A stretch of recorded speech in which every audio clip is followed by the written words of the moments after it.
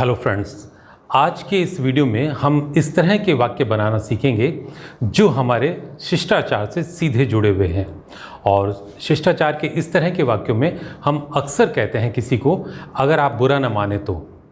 अगर आप बुरा ना माने तो ये इस तरह के वाक्य हैं जो शिष्टाचार की दृष्टि से भी बहुत ही अहमियत रखते हैं।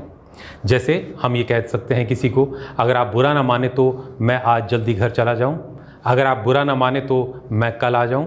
इस तरह के जो वाक्य होते हैं इनको इंग्लिश में किस तरह से बोला जाता है और इनका स्ट्रक्चर क्या होता है उस पर आज हम कुछ चर्चा करेंगे।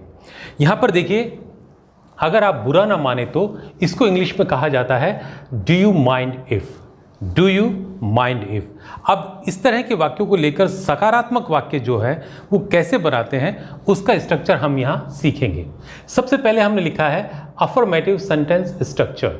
अफर्मेटिव यानी सकारात्मक वाक्य। सकारात्मक वाक्य कौन से होते हैं? ऐसे वाक्य जिसमें हाँ का भाव होता है, उन वाक्यों को हम अफर्मेटिव सेंटेंसेस कहते हैं और हिंदी में इनको सकारात्मक वाक्य कहा जाता है। अब जैसे इसके स्ट्रक्चर की हम बात कर रहे थे तो इसका स्ट्रक्चर होता है डू यू माइंड इफ़, उसके बाद सब्जेक्ट, उसके बाद वर्ब की फर्स्ट या वर्ब की पांचवी फॉर्म जो है वो लगती है और उसके बाद ऑब्जेक्ट और फिर अदर वर्ड्स जो है उसका प्रयोग जो है वो इसमें किया जाता है। अब अगर आप बुरा ना माने इसको हम इंग्लिश में कहते हैं डू यू माइंड इफ़। उसके बाद हम प्रयोग करेंगे सब्जेक्ट का। सब्जेक्ट जैसे कि हम जानते हैं सब्जेक्ट हमारे वाक्य का कर्ता होता है, डूअर जिसको हम कहते हैं काम को करने वाला। जैसे मान लो मैंने कहा कि राहुल प्रपोज्ड हर, राहुल ने उसको प्रपोज किया, तो काम प्रपोज करने का किसने किया? राहुल ने, इसलिए राहुल जो है वो हमारा सब्जेक्ट हुआ। इसी तरह से सब्जेक्ट उसको भी कहा जाता है जिसके बारे में चर्चा की जाती है। तो जैसे मान लो मैंने कहा कि राहुल लिव्स इन दिल्ली, राहुल दिल्ली में रहता है, तो कौन दिल्ली में रहता है इसकी हम चर्चा कर रहे हैं और वो रहने वाला है राहुल, इसलिए राहुल हमारा सब्जेक्ट हुआ। उसके बाद हम बात करेंगे वर्ब की फर्स्ट फॉर्म की या वर्ब की फिफ्थ जो फॉर्म है उसको लगाया जाता है, इस पे भी अभी हम चर्चा करेंगे। उसके बाद आता है ऑब्जेक्ट। ऑब्जेक्ट क्या होता है? जैसे कि हम जानते हैं कि जो एक्शन जिसके ऊपर प्रभाव पड़ता है, एक्शन का जिस चीज़ पर प्रभाव पड़ता है उसको हम ऑब्जेक्ट कहते हैं। जैसे मान लो आई किल्ड ए स्नेक, मैंने एक सांप मारा, तो इसमें एक्शन हुआ मारने का और इस मारने का प्रभाव किस पर पड़ा? सांप पर, तो सांप हमारा ऑब्जेक्ट हुआ। तो सब्जेक्ट के बाद फिर फर्स्ट या फिफ्थ फॉर्म आती है वर्ब की, ये कैसे आएगी इस पर अभी हम चर्चा करेंगे। उसके बाद ऑब्जेक्ट और उसके बाद अदर वर्ड्स जो है वो आते हैं। अदर वर्ड्स क्या होता है एक छोटी सी हम चर्चा कर लें। अदर वर्ड्स के अंतर्गत जनरली एडवर्ब, एडजेक्टिव या फिर आपके प्रेपोजिशन या प्रेपोजिशनल फ्रेजेस जो है वो यहाँ पर प्रयोग की जाती हैं। अब इसी स्ट्रक्चर को लेकर यहाँ पर कुछ सेंटेंसेस हैं, इनके माध्यम से हम इस चीज़ को सीखने की कोशिश करते हैं। देखिए, do you mind if I sleep here. कोई किसी को कह रहा है अगर आप बुरा ना माने तो मैं यहाँ सो जाऊँ। अब ये कैसे बना उसकी चर्चा करने से पहले हमें देखना चाहिए यहाँ पर हमने स्लीप क्यों लिखा। इसके लिए देखिए, इधर हम एक छोटी सी चर्चा कर रहे हैं। अगर हमारा सब्जेक्ट बहुवचन है, अगर हमारा सब्जेक्ट बहुवचन है मतलब प्लूरल है, तो आई, वी, यू और दे, इनके साथ हम हमेशा वर्ब की फर्स्ट फॉर्म लगाते हैं। आई मतलब मैं, वी का मतलब हम, यू ये एक वचन भी होता है और बहुवचन भी होता है। एक वचन में इसका मतलब होता है तुम या आप, और बहुवचन में इसी यू को तुम सब या आप सब कहा जाता है। और दे बहुवचन के लिए प्रयोग किया जाता है। जैसे बहुत सारे लड़के हों, लड़कियां हों, किताबें हों, तो उनका बहुवचन जो है वो दे होता है। तो जो बहुवचन है उनके साथ वर्ब की फर्स्ट फॉर्म का हम प्रयोग करेंगे। यहाँ आपको ध्यान रखना चाहिए, आई सुनने में और प्रयोग करने में तो एक वचन हमें लगता है कि एक की बात हो रही है, लेकिन I is always considered plural in English grammar. इसलिए हमें इस चीज़ का ध्यान रखना है कि आई जो है उसको हम हमेशा प्रेजेंट टेंस की जब भी हम कभी बात करते हैं तो उसमें प्लूरल उसको कंसिडर किया जाता है। इसी तरह से जब कभी एक वचन हो, तो उसके साथ हम वर्ब की फिफ्थ फॉर्म का प्रयोग करते हैं। वर्ब की फिफ्थ फॉर्म कौन सी होती है? जब मेन जो वर्ब होती है, जो मेन वर्ब है, उसके साथ जब हम एस या ईएस जोड़ते हैं तो वो वर्ब की फिफ्थ फॉर्म कहलाती है। मेन वर्ब क्या होती है? जैसे अभी हमने यहाँ चर्चा की, मेन वर्ब होती है कोई भी एक्शन, फर्स्ट फॉर्म जो होती है वो हमेशा मेन वर्ब के तौर पे मानी जाती है। जैसे खाना, पीना, नहाना, धोना, जैसे हम कहते हैं राइट, लिखना, प्ले, खेलना, इसी तरह से स्लीप, सोना, तो ये वर्ब की फर्स्ट फॉर्म कहलाती है। लेकिन जब इनके साथ हम एस या ईएस जोड़ देते हैं तो वो वर्ब की फिफ्थ फॉर्म जो है वो बन जाती है। और इसका प्रयोग किसके साथ किया जाता है? एक वचन के साथ, जैसे ही, शी या इट। ही जैसे हम किसी लड़के का नाम भी ले सकते हैं, जैसे राहुल हमने नाम लिया तो ही का प्रयोग हम उसकी जगह कर सकते हैं। शी जैसे किसी लड़की का नाम हम लें, जैसे हमने कहा अनीता, तो ये नाम हम ले सकते हैं। और इट का प्रयोग जो है वो निर्जीव वस्तुओं के लिए किया जाता है। और इनका जो भी बहुवचन होगा, निर्जीव वस्तु का बहुवचन, जैसे बहुत सारी किताबें हैं, हम किताबों की बात कर रहे हैं, तो उसके लिए भी हम दे का प्रयोग करते हैं। इस चीज़ का हमें ध्यान रखना है, क्योंकि बहुत सारी का जब हम बात करते हैं तो वो प्लूरल हो जाता है। ओके, अब आते हैं हम इस तरफ। Do you mind if I sleep here? मतलब अगर आप बुरा ना माने तो मैं यहाँ सो जाऊँ। डू यू माइंड इफ, इसका तो मतलब हो गया अगर आप बुरा ना माने तो। और उसके बाद हमने सब्जेक्ट लगाया आई, और आई के साथ हमने स्लीप लिखा, क्योंकि हमने अभी चर्चा की थी आई के साथ हम वर्ब की फर्स्ट फॉर्म लगाते हैं, इसलिए हमने यहाँ पर स्लीप शब्द का प्रयोग किया। और वो इंट्रांजिटिव वर्ब है, और इंट्रांजिटिव वर्ब के साथ कोई आगे ऑब्जेक्ट नहीं आता है, इसलिए यहाँ ऑब्जेक्ट की ज़रूरत नहीं है। और हेयर जो है वो हमारा एक एडवर्ब है। तो इसलिए अगर आप बुरा ना माने तो मैं यहाँ सो जाऊँ, इंग्लिश में हम इसको कहेंगे do you mind if I sleep here. Now come to the next. Do you mind if I dance? अगर आप बुरा ना माने तो मैं डांस कर लूँ। इसमें देखिए, अगर आप बुरा ना माने तो इसको हमने इंग्लिश में कहा डू यू माइंड इफ, उसके बाद सब्जेक्ट हमारा आई है, और आई के साथ वर्ब की फर्स्ट फॉर्म हमने इसके अकॉर्डिंग लगाई है, तो हमारा वाक्य बन गया अगर आप बुरा ना माने तो मैं डांस कर लूँ। Do you mind if I dance. इसी तरह से नेक्स्ट की तरफ बढ़ते हैं। नेक्स्ट है, कोई किसी को कह रहा है do you mind if she cooks rice today?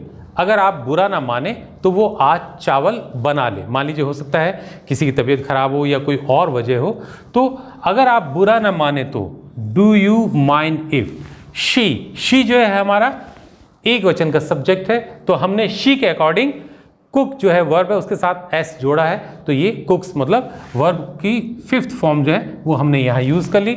If she cook rice, rice क्या पकाना है, ऑब्जेक्ट आ गया हमारा राइस, और टुडे जो है वो हमारा अदर वर्ड में आ गया, और ये एक एडवर्ब है। तो अगर आप बुरा ना माने तो वह आज चावल बना ले, तो हमने कहा do you mind if she cooks rice today. Now come to the next. Do you mind if he swims in the swimming pool?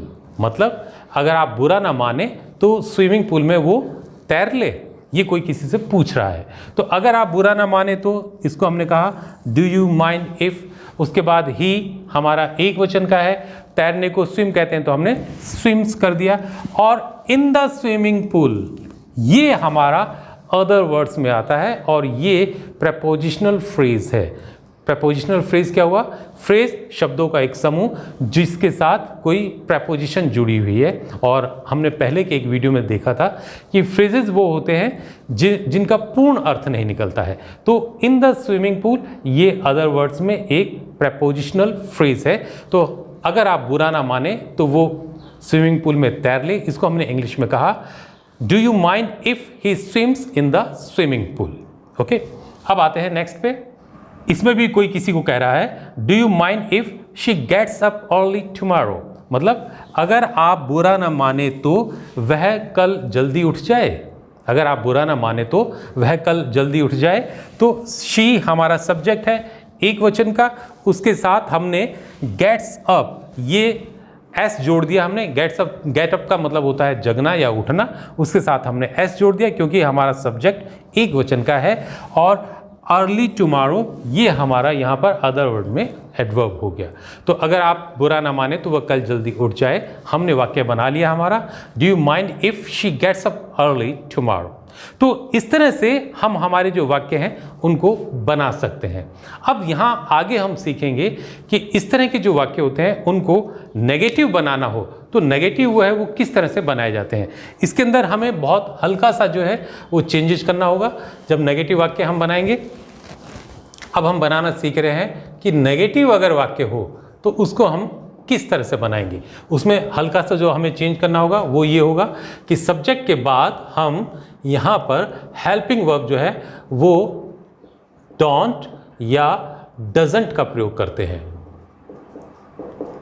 इसी तरह से आगे हम यहाँ हमेशा वर्ब की फर्स्ट फॉर्म लगाते हैं, उसके बाद हम लगाएंगे ऑब्जेक्ट और उसके बाद अदर वर्ड्स जो है वो हम यहाँ लगा देते हैं।